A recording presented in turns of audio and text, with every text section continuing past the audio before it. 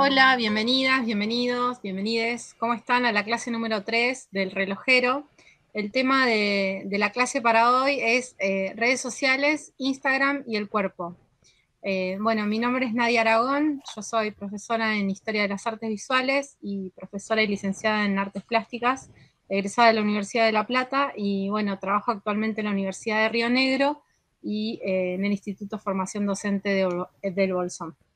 Hola, ¿qué tal? Yo soy Juan León, soy diseñador de imagen y sonido, graduado en la FADU y especialista en comunicación digital audiovisual, graduado en la Universidad de Quilmes. Actualmente me desempeño como docente en las materias Historia Analítica de los Medios Audiovisuales 1 y 2 de la licenciatura en Diseño Artístico Audiovisual de la Universidad de Río Negro. Yo soy Aymara Varés, soy profe de comunicación social, soy doctora en comunicación social y también hice un diplomado sobre educación, imágenes y medios. Estoy trabajando en la inscripción de la cátedra como graduada, en la inscripción de la cátedra de comunicación y semiótica. Y bueno, un placer estar acompañando. Bueno, en esta primera clase vamos a trabajar sobre el Instagram, el cuerpo y la construcción de la identidad, los estereotipos, conceptos de presumidores, consumidores, productores, géneros, bueno, de todo un poquito. Pensamos esta clase porque, bueno, educar en esta sociedad actual también requiere ir avanzando hacia nuevas formas de alfabetización que favorezcan también una actitud crítica hacia los medios de comunicación, y consideramos que, bueno, que es una responsabilidad compartida.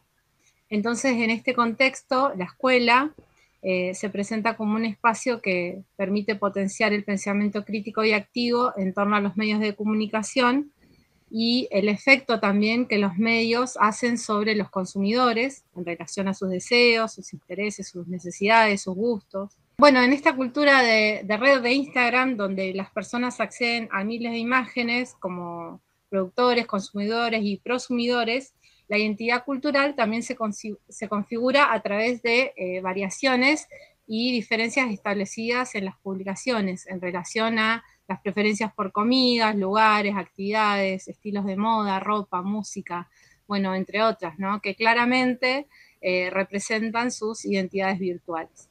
En el Instagram, la fotografía es la reina de la comunicación visual. Los jóvenes son productores y también son generadores de contenidos, que por supuesto comunican imágenes que crean conversaciones online entre diferentes usuarios, que generalmente son usuarios amateurs, y en estos espacios de conexión se muestran como sujetos que son activos, ¿no? Donde opinan, comparten, comentan, suben fotos, videos y también se apropian de contenidos que a ellos mismos les interesan. Entonces, es muy importante aquí pensar en las preferencias y las elecciones estéticas hechas por todos estos usuarios de Instagram en relación al sentido de elección, ¿no? De elección estética, nos referimos aquí como no solo a lo que la persona publica, ¿no? Sino a qué fotos les da el like o el me gusta y a quién sigue en el Instagram también, ¿no? Que pueden servir siempre para legitimar, por supuesto, un grupo de pertenencia y un estatus social y económico, que, digamos, a partir de aquí existe también un amplio desarrollo en cuanto a la sociología que examina las relaciones entre preferencias estéticas y estatus social. Bueno, los dos teóricos que podríamos nombrar más influyentes para esto serían Pierre Bourdieu y Richard Peterson. En este caso, bueno, las personas emplean también estéticas visuales que son, por supuesto, particulares y estilos para definir también sus pertenencias a subculturas, para señalar, para mostrar sus identidades y también para identificarse con estilos de vida específicos. Entonces, bueno, ahora los vamos a invitar a ver algunas imágenes o algunos ejemplos de algunos géneros fotográficos que son los más utilizados en el Instagram. Vamos a comenzar con un género que es el género narrativo, ¿no? Este género se concentra o se centra en las capacidades narrativas de la fotografía, ¿no? Es una fotografía construida que da cuenta de una historia, de una situación, que generalmente es una situación más escenificada o montada que casual, digamos, o que instantánea, ¿no? En la generalmente se fotografía al círculo íntimo, más cercano, al ser amado o al grupo social más o menos cerrado en el centro de atención. También se pueden incluir momentos o eventos que presenten, digamos, la preservación de la memoria fotográfica, ¿no? Y bueno, lo que es interesante de estas imágenes es que los momentos son escenificados, ¿no? Como casi teatralmente, para que lo narrativo y los actores participantes salgan, podríamos decir, armónicos en esta escena que muchas veces es montada. Bueno, otro de los géneros más comunes es el género de paisaje, que bueno, puede ser claramente escenarios naturales o escenarios urbanos, ¿sí? Objetos es otro de los géneros, ¿sí? En los objetos también es muy común, o podríamos sumar también la posibilidad de percibir también todo lo que tiene que ver con la vida cotidiana, ¿no? La comida, o contar escenas de la vida cotidiana a través de solamente captar una escena de lo que en pintura podría llegar a ser un bodegón, ¿no? Una escena de una cena, una comida, unas frutas o lo que fuese, ¿no? La fotografía en general contemporánea es una forma para realizar una transfusión entre este lugar público y privado que todo el tiempo nos interpela a través de las redes sociales. Otro de los géneros es el documental. Es un vehículo perfecto para el recuento histórico, digamos, y es más utilizado a veces por los medios de comunicación. Podríamos ver, por ejemplo, imágenes de situaciones actuales, no sé, la guerra, la asunción de un presidente, momentos más históricos, ¿no? Es como un género que relata hechos de la historia más general y no tan particular. Y por último vamos a citar al autorretrato, que es, bueno, la reina, digamos, del Instagram, ¿no? El autorretrato, que es un género muy antiguo, que data ya por el 1200 más o menos, en la pintura. Bueno, la fotografía se popularizó y sin lugar a dudas las redes sociales utilizan o nos llevan a querer todo el tiempo hacer selfies de nuestra propia imagen. Es re interesante pensar, ¿no?, como las características diferentes de cada una de las redes sociales. En particular Instagram es, como decía Nadia, es una red que está hecha, digamos, está pensada para apoyarse sobre todo en compartir imágenes, ¿no? Y en, bueno, producirlas, ¿no? Y esto me parece, por un lado, que caracteriza, ¿no?, a la red y que la hace también la preferida, digamos, de los jóvenes, ¿no? Y esto también es otra de las características entonces que tiene Instagram, que así como es una red hecha particularmente para privilegiar la imagen como forma de comunicación, es una red en la que los jóvenes se sienten como los usuarios, ¿no?, favoritos de alguna manera, ¿no? Y totalmente. Privilegiados, exacto. Y esto también es importante, me parece, porque, digo, para pensar, si estamos trabajando con jóvenes y pensamos en cómo involucrarles para poder eso, ¿no?, ser críticos de sus propias prácticas, de lo que consumen, de los sistemas en los que están inmersos, bueno, claramente entonces se vuelve una red interesante para poder analizarla, digamos, ¿no? Y ver, por un lado, qué ventajas tiene, que Nadia también mencionaba algunas, ¿no? Porque a veces nos convertimos como en juzgadores de medios, ¿no? Pero bueno, los medios finalmente son utilizados, entonces está bueno ser críticos, pero también está bueno ver o entender, que esta me parece que es un aporte también que hacen la corriente de los estudios culturales, ver qué hay en esos usos que habilita o posibilita a estos sujetos a constituirse como tales, digamos, ¿no? Y bueno, justamente ahí Nadia proponía pensar estas redes, y en particular la red de Instagram, como una red en donde los jóvenes participan, tienen una vida social, conocen gente, producen sus propias imágenes sobre sí mismos, pero también sobre la mirada que tienen del mundo. interactúan con famosos, con personas públicas, ¿no?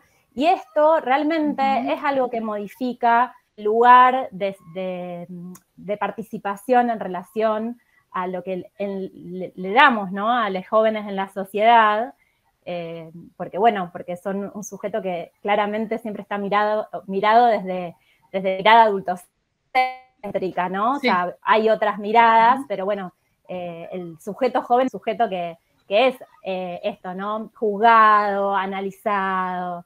Entonces, la red les permite ponerse en otro lugar, digamos, a diferencia de otros medios y de otras redes incluso, digamos, ¿no? Dentro de este tipo de medios. Entonces, bueno, me parece que eso es interesante para poder entender también qué les convoca ahí, hasta ahí, y también que si buscamos la voz de los jóvenes, probablemente está bueno que nos fijemos qué es lo que está circulando en Instagram, ¿no?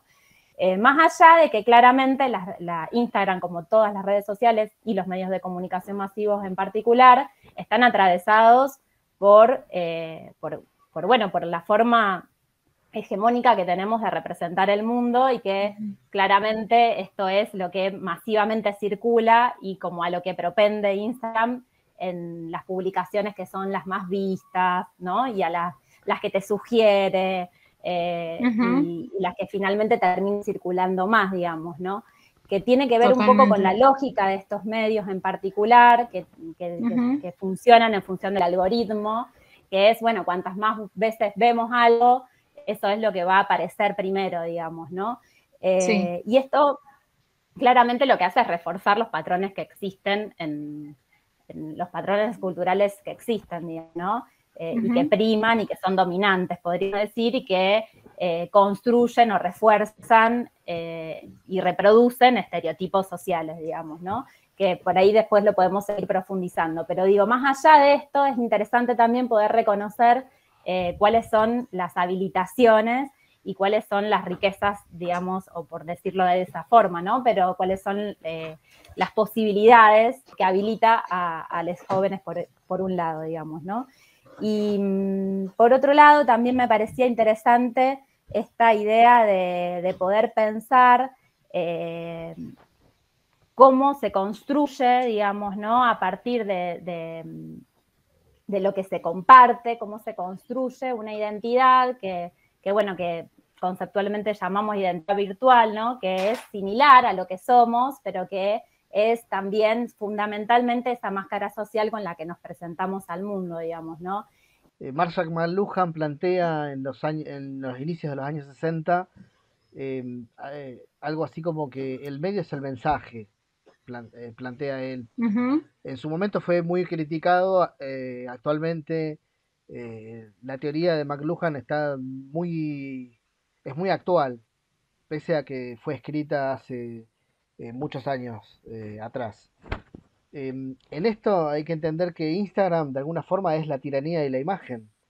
Si bien uno puede escribir texto en Instagram, lo que prima es la imagen. Y la imagen como instantánea, como esa necesidad instantánea. De hecho, en la configuración de Instagram, tanto en el aspecto, la relación de aspecto de la imagen, que se asemeja mucho a la relación de aspecto de una Polaroid, y los filtros de Instagram están basados de alguna u otra manera en procesos fotoquímicos de mezclar diferentes materiales sensibles con diferentes procesos de revelado y de post revelado y de ampliación y demás, de copiado, etcétera, ¿no? O sea, de ahí surgen todas estas cuestiones de los filtros, de alguna manera. Posteriormente, los filtros, ya más en la actualidad, se utilizan de otra manera, como para mejorar la imagen, no solo para mejorarla, sino también para agregar un montón de otras cosas que empiezan a aparecer en las historias, en los reels y demás, ¿no? Sí. Bueno, recordemos que el término selfies deriva del inglés self, que la traducción es sí mismo, ¿no? Es como una pasión por autorretratarse, ¿no? Que implica también todo esto que estás un poco mencionando Juan en torno a la utilización de los filtros y esta necesidad de retroalimentar, digamos, un medio de validar a través del me gusta o de la cantidad de likes, es como un poco legitimar este concepto de identidad virtual creada, digamos, que construimos a partir de este medio de comunicación o esta aplicación de Instagram, ¿no? Donde es prácticamente una realidad virtual, podríamos decir, ¿no? La que se construye y también se construye una imagen que es virtual, porque, bueno, elijo cómo fotografiarme, dónde fotografiarme, digamos, si bien se emula esta idea de instantaneidad, son instantáneas muy preparadas por momento y con estos filtros, digamos, que se utilizan, que también responden a una sociedad de consumo que necesita también consumir determinadas imágenes que estén, digamos, avaladas por cánones de belleza o que correspondan con determinados estereotipos visuales que seguimos reproduciendo contrariamente a lo que a veces queremos de construir por fuera, ¿no? El problema no está en Instagram en sí, o sea, sino No, claro que en no. los usos que se les da. Podríamos pensar, por ejemplo, cómo afectan los estereotipos. Existe un filtro que cambia el color de los ojos, ¿no? Que va traqueando de alguna forma y cambia el color de los ojos. En las posibilidades de cambiar ese color de los ojos, siempre va a figurar ojos celestes o verdes. Ujú. Nunca van a figurar ojos oscuros. Porque ahí es donde los estereotipos hegemónicos están mandando siempre. Lo mismo Claro. sucede con esta Ujú. creación del yo, porque Instagram es o sea, la selfie es, más allá que es un autorretrato, está basado, es una construcción del ego de alguna forma, ¿no? Em, Totalmente, sí. entonces, en esta necesidad de construir el yo virtual, esa máscara virtual, siempre siempre se van a ponderar todos estos rasgos de belleza hegemónica. em, y acá podríamos ahondar muchísimo en cómo se va construyendo esa imagen y sobre todo en la utilización de los filtros. Porque muchas veces nos Ujú. puede suceder que si conocemos a la persona real y a los perfiles, ahí tendríamos que hacer la aclaración que lo que vemos en Instagram no son personas, sino que son perfiles. Y que esos perfiles muchas veces, Claro.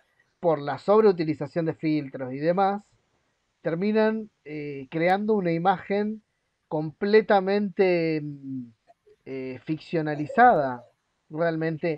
O lo que planteaba Nadia recién respecto de Del yo esta real, sí. de la puesta en escena Es una, de la instantánea. claro, es una representación, por eso es tan importante poder analizar críticamente estas redes sociales en general y particularmente el Instagram, porque son representaciones sociales, o sea, construimos nuestra imagen, construimos nuestro perfil, construimos qué queremos mostrar. Sí, y donde generalmente esta puesta en escena, ya sea desde una selfie o de fotografiar el plato de comida que vamos a comer o no, porque cuando fotografiamos la comida no estamos seguros de si comimos eso o no. La sociedad actual también nos puede llevar a simplemente fotografiar un plato de comida que después no comeremos por distintas cuestiones. Y en esa construcción generalmente existe una necesidad de validación externa. Eh, Totalmente. que esto es algo bastante nocivo para la sociedad, que se postean o marcas de ropa o marcas de accesorios que dan mayor estatus o salidas a lugares. Difícilmente uno postee algo que no sea me gusteable, por decirlo de alguna manera. Porque esa es la Ujú. necesidad de construir la validación externa. ¿Existen Tal perfiles cual. que trabajan posibilidades periféricas? Sí, por supuesto. Pero es la misma red social que busca las formas y los métodos para invisibilizarlos, de alguna u otra manera. Hay una antropóloga que se llama Paula Sibila, que habla de un concepto que tiene que ver con la especularización del yo, ¿no? que crea, digamos, una acentuación de la individualidad, y habla justamente la autora de mostrar y mostrarse en las redes como formas de afirmar el yo en el marco de una producción más capitalista, ¿no? Donde esta cultura de la conectividad, digamos, o los principios económicos se tornan como fundantes, y el consumidor y la práctica constituye como todo un eje ordenador de la vida, ¿no? Es necesario esto, mostrarme, postearme, dar el like, tener más like para seguir como todo el tiempo reafirmando esta especulación del yo y como gran montaje, ¿no? Que son por otro lado, esta autora menciona que son más prácticas de jóvenes que de personas más adultas o adultes. Si nos ponemos a analizar en los cánones hegemónicos de belleza, si bien se van modificando a lo largo del tiempo y cada época tiene su canon específico, actualmente hay una, como, ¿cómo decirlo? La belleza está muy asociada a una sobrevaloración de la juventud, o sea, se asocia la belleza a la juventud, algo que es obvio y que es efímero también, y se asocia también la belleza a la delgadez, cosa que es un poco más preocupante también, porque no necesariamente ser delgado es sinónimo de belleza, De ¿no? Y ahí belleza, también lo podríamos claramente. asociar a conceptos en torno a la salud. No por nada, en la actualidad existen un montón de trastornos alimenticios, ¿no? Y alimentarios que van de la mano con estos cánones específicos. Y también Totalmente. otra cosa que es importante manifestar, el canon de belleza actual es un canon gordofóbico de alguna manera, porque asocia la gordura a la fealdad, cosa que de vuelta son mitos y son estereotipos que, si bien en la actualidad están muy presentes y se trabajan, en el mainstream, en el consumo masivo, estas cuestiones se siguen retroalimentando, porque de alguna Totalmente. forma Instagram sigue siendo gordofóbico, Y heteropatriarcal también, porque tal además cual, se convalida permanentemente un cuerpo estereotipado, binario, generalmente, ¿no? Que dentro, digamos, estos cuerpos mostrables, bueno, ¿qué muestro de mi cuerpo, no? Para pertenecer a ese estereotipo, digamos, de belleza, o a ese canon de belleza que quiero mostrar, ¿no? Hay toda una construcción de esa imagen para mostrar esa parte del cuerpo que me haga pertenecer a determinado subgrupo, subcultura, sin caer, digamos, en o participando, digamos, sin querer de esta convalidación de un estereotipo social que por otro lado estamos tratando todo el tiempo de ir deconstruyendo, ¿no? Y bueno, y que se va como acrecentando cada vez más eso en las redes, se ve mucho también. Hay un autor que se llama Williams que dice, que analiza, ¿no?, diferentes cuestiones, pero hay una frase que me parece que está buena, no me la voy a acordar tal cual, pero que dice, ¿no?, que las revoluciones, como si las revoluciones tecnológicas fueran solamente tecnológicas, ¿no?, como si eso fuera posible, sin tener en cuenta las características, ¿no?, de la sociedad y lo que implican para las sociedades, también para las subjetividades, ¿no? Y me parece que es interesante para justamente pensar como algunas cosas. Juan decía recién, bueno, no porque, o sea, no, Instagram no es malo ni bueno, que es algo que podemos haberlo escuchado en relación a otros medios, sino cómo lo usemos. Pero en realidad también hay algunas características del medio en sí misma que afirman o que ayudan en afirmar ciertas cuestiones que como sociedad claramente son las cuestiones que venimos como construyendo y que las tecnologías que desarrollamos justamente fomentan y reproducen y profundizan ese modo de construcción de subjetividades que socialmente vamos llevando, digamos, ¿no? Entonces, por ejemplo, el hecho de que Instagram, no sé, la imagen sea más importante que lo que decís, que tenga un cosito que le puedas poner me gusta, ¿no? Que me recomiende personas para ver o que me recomiende música o, ¿no? Como determinados consumos en función de lo que yo consumo y de lo que consume la gente que consume como yo, ¿no? O sea, todo esto de alguna forma fomenta y aumenta y reduce una manera en particular de pensarnos como personas y de pensarnos como sociedad, digamos, y de como la manera en que nos vinculamos y la manera en que nos construimos. Y esto también es interesante poder pensarlo porque se vincula justamente a que nuestras prácticas de comunicación y las herramientas que elegimos tienen que ver con quienes estamos siendo de alguna manera, ¿no? Y también con los sistemas de dominación. Vuelvo a repetir porque esto es importante. No es que nos manejamos libre por el mundo, nos manejamos en estructuras sociales condicionadas y que nos posibilitan o imposibilitan ciertas cosas, también dependiendo de nuestro aspecto, de la forma en que somos representados socialmente. Y esto también condiciona la manera en que nos vinculamos, en cómo queremos ser, en cómo nos mostramos.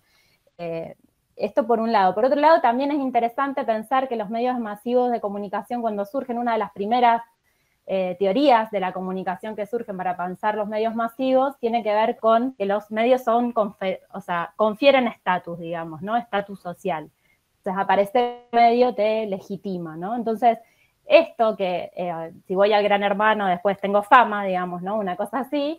Después en las redes sociales, en Instagram, por ejemplo, también funciona la cuestión de la legitimidad, una legitimidad que ahora, digamos, es más democrática, si se quiere, entre comillas, porque entonces va a depender justamente de mi me gusta, ¿no? O sea, voy a tener mayor legitimidad en función de si agrado más con lo que muestro y con quien supuestamente soy, ¿no? O sea, lo que muestro de lo que soy, a quienes me ven. Pero bueno, hay una trampa ahí que justamente lo que más me gusta tiene es lo que coincide con estos patrones de los que ustedes mencionaban y hablaban, digamos, ¿no? Y algo que es interesante también pensar es cómo entendemos justamente la identidad o la construcción de identidad. Hace mucho que sabemos que las identidades no vienen porque sí, no es algo natural, sino que justamente se construyen socialmente, que tienen que ver con nuestras prácticas, que tienen que ver con las estructuras sociales que nos condicionan, ¿no? Y también que tienen que ver justamente en cómo nos miran nosotros, ¿no? Y los valores, digamos, que se les asignan a ciertas características con las que se nos representa, ¿no? O sea, si tengo piel morena, si soy mujer, si soy diversa, si soy varón, ¿no? O sea, tanto lo que yo misma me adjudico como que lo que me adjudica el resto, porque la identidad es relacional, tiene que ver justamente, se construye con la alteridad también, ¿no? Me construyo en función de que me distingo de otros. Y entonces, ¿cuáles son las características, los valores que se asignan socialmente a ese sí mismos y a ese otros?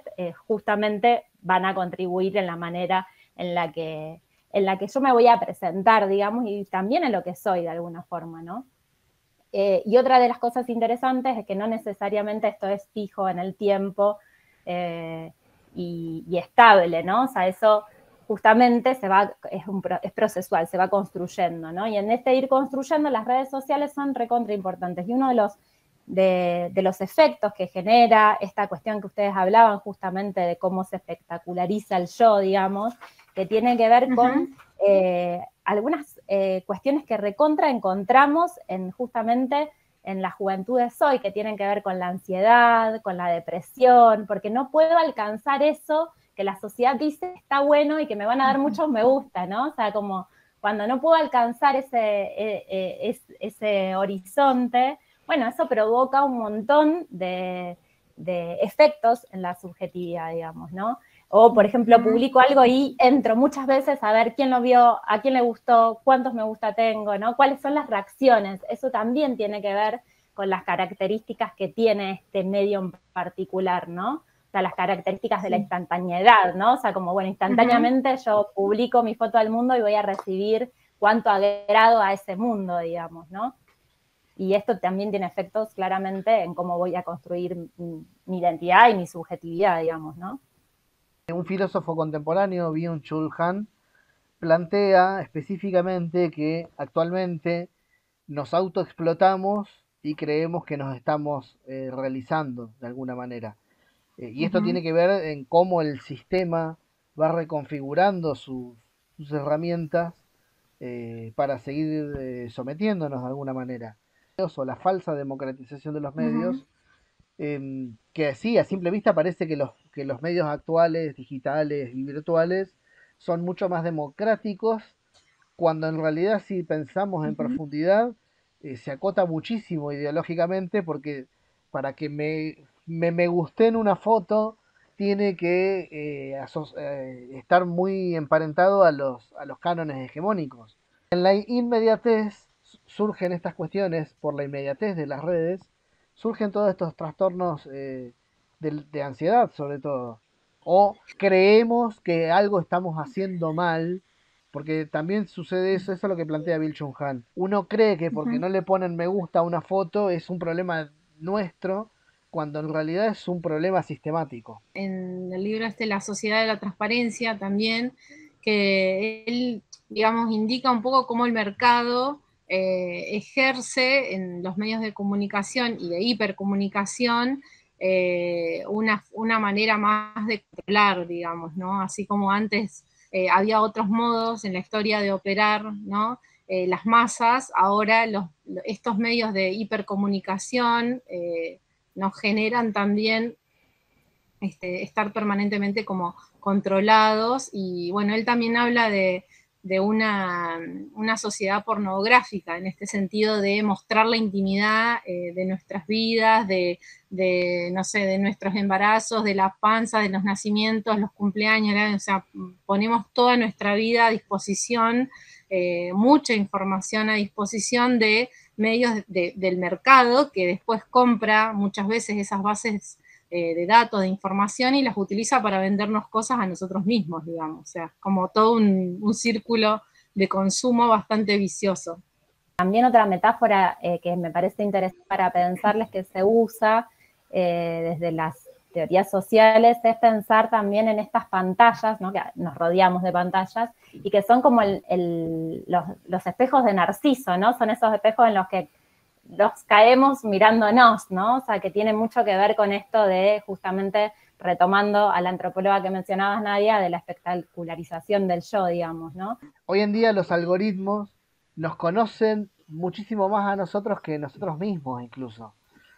Totalmente. Sí. Esto puede parecer una locura, pero es real. Toda la data, esto que subimos, toda la información que compartimos, forme parte de nuestra vida privada, y de ahí que el feed de Instagram nos esté devolviendo de alguna forma todo aquello que nos interesa, y lo que no nos interesa no nos lo muestra de alguna u otra manera. Aldous Huxley, cuando en un mundo feliz, ¿no? Piensa como esta sociedad en donde todos somos felices, ¿no? O sea, es un poco las sociedades que encontramos en las redes sociales, y pensaba en esto, que también, bueno, o sea, tiene que ver justamente con las teorías de la comunicación. Cuando mostramos algo hay muchas otras cosas que no mostramos. En las redes existe un control y el vigilar y castigar, ¿no? Del panóptico virtual.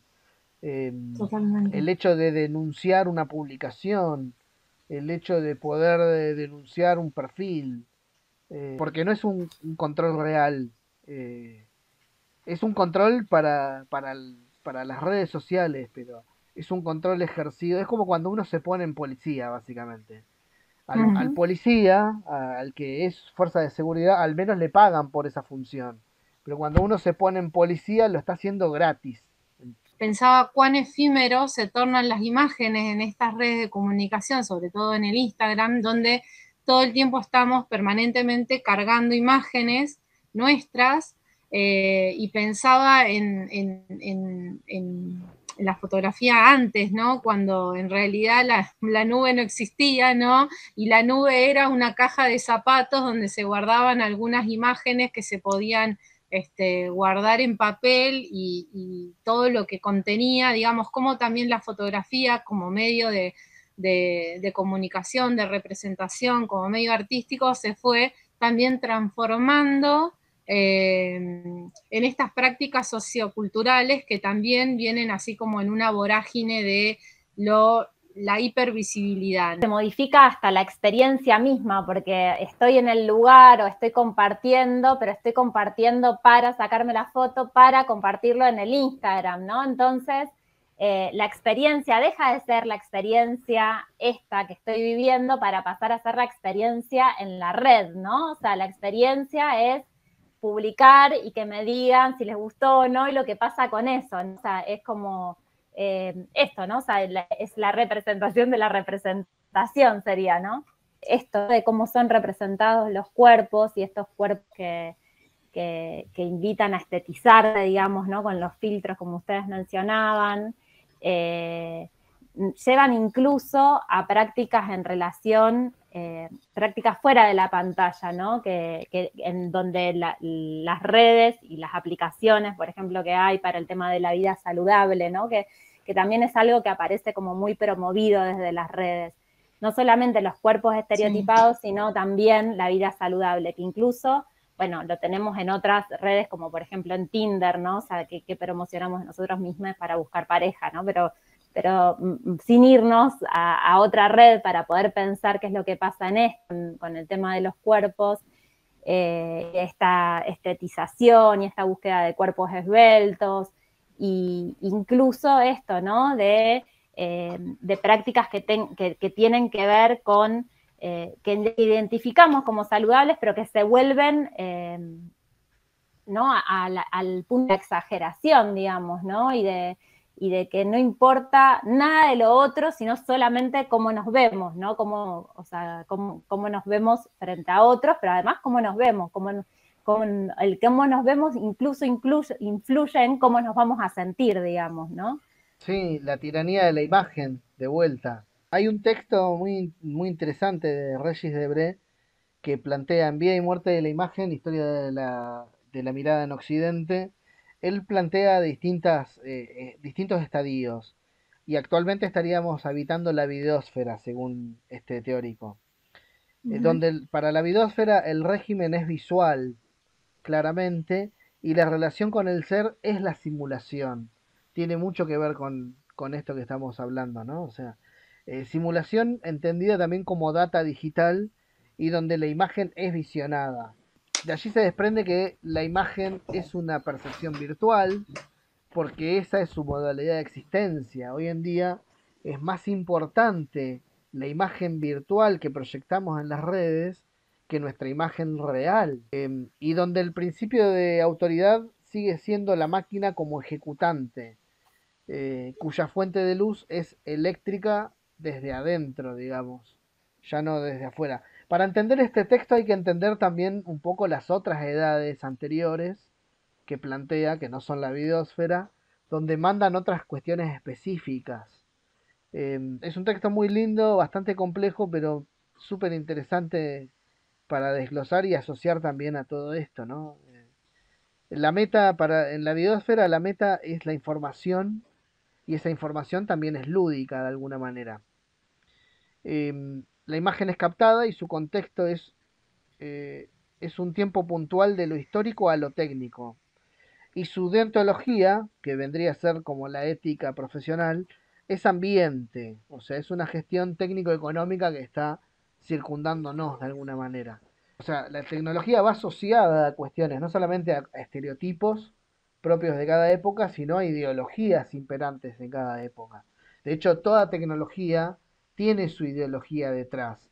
No por nada, Instagram, luego de despegar, fue comprada y absorbida por Facebook.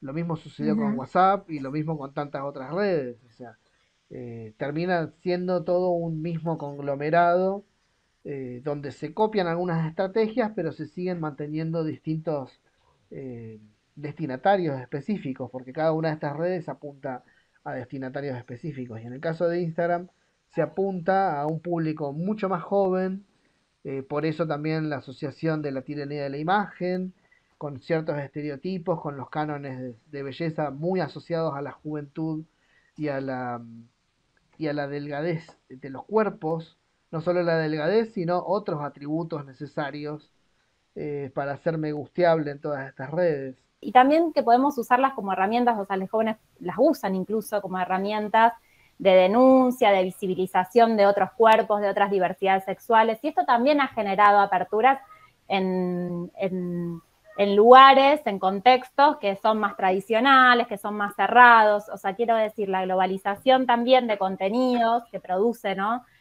Una red social y también, bueno, la red de internet, ¿no? Genera justamente la circulación de discursos en función de cualquier textualidad, digamos, que podemos entender, ¿no? También entendiendo que las imágenes pueden ser leídas como discurso, generan la circulación de diferentes contenidos que también posibilitan luchas y avances y mayor, no sé, igualdad o promoción de diversidades. Por otro lado, que también nos posibilitan no solamente leer críticamente, consumir críticamente ese contenido que nos llega, sino que también podemos producir contenido de formas no profesionales, ¿no?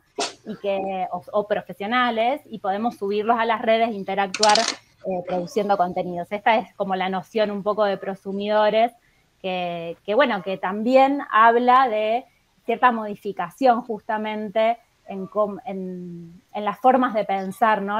Y de hacer comunicación, y de cómo la comunicación atraviesa claramente la práctica cultural, digamos, ¿no? Podríamos hasta pensar en prácticas de cuidado, pienso, ¿no? O sea, si podemos pensarnos críticamente usando esas redes sociales y responsablemente, podríamos pensar en prácticas de cuidado acerca de los comentarios que le hacemos a otros, ¿no? Y también hacia nosotros mismas, ¿no? Como decir, bueno, lo tomo con pinzas, ¿no? Sí, también hay que entender, como para ir ya cerrando, em, que las redes sociales, en este caso Instagram, es una herramienta entendida como con esa funcionalidad. Uno le puede dar diferentes enfoques. Si uno se subyuga de alguna forma a las ideas más imperantes, termina siendo funcional al sistema.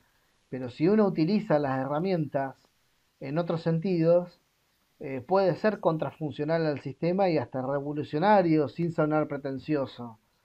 Porque también en esa necesidad de recibir me gustas, uno termina adaptándose muchísimo al sistema, al envase de alguna manera, que nos termina moldeando. También hay formas de ir moldeando a estas herramientas. Yo creo que la amplificación de la voz es algo recontra importante, o sea, la amplificación, las redes tienen esa posibilidad de amplificar lo que decimos y de construir red, ¿no? O sea, tenemos la posibilidad de construir red con personas que están a miles de kilómetros de distancia. Y incluso hasta podríamos pensar cómo, no sé, los feminismos, o que pasó en Chile, ¿no? Que lleva al cambio de gobierno y a la búsqueda de una nueva constitución. Digo, cómo hay luchas que se amplifican a partir de la posibilidad de estar en las redes sociales, y eso también es una herramienta. O sea, podríamos pensar cuánto de la visión sobre el mundo, sobre las desigualdades que nos atraviesan, como un rebote que es gracias a las redes sociales y a internet, digamos, ¿no? O sea, que existe esa posibilidad de alguna manera. También les vamos a dejar la bibliografía y los textos que fuimos, los autores y los textos que fuimos nombrando y mencionando, para que ustedes puedan ampliar algunos conceptos si les interesa, por supuesto, y algún material de la clase que trabajamos en formato de PDF, como para que puedan acceder y tener allí un material más para trabajar. Bueno, si les parece, los saludamos y bueno, nos encontramos en una otra clase un poquito más adelante. Sí, ya estamos finalizando el primer módulo. eh, Así que bueno, muchas gracias por haber audiovisionado esta clase y por haber participado en las actividades propuestas en las distintas clases. Así que bueno, les agradecemos y los invitamos a seguir participando en el módulo siguiente, en las clases que vienen. Gracias, hasta Chao, luego. gracias. Chao.